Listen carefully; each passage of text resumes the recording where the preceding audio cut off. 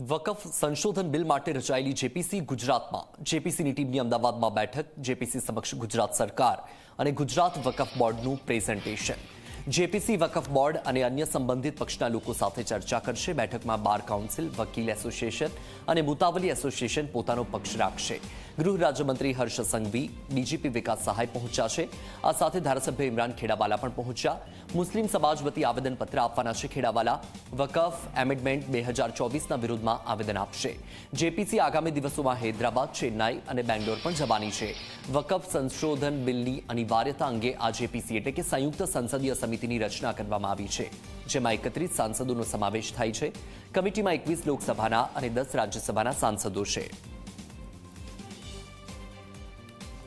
હું સમજુ છું કે જ્યારે દરેક રાજ્યના અંદર વકફ બોર્ડ આવેલા છે દરેક રાજ્યના અંદર જે સરકારો હોય છે એને વકફ બોર્ડના ચેરમેન અને બીજા સભ્યોની નિમણૂક કરતા હોય છે એવી રીતે ગુજરાતના અંદર વકફ બોર્ડ છે રાજસ્થાનના અંદર છે હરિયાણા એમપી દરેક જગ્યાએ વકફ બોર્ડ છે પણ આ બિલ લાવવાથી હું સમજુ છું કે વકફ બોર્ડના જે ચેરમેન છે કે બીજા સભ્ય છે એ ફક્ત ને ફક્ત ટપાલ આપવાવાળા થઈ જશે એના માટે કે તમામ જે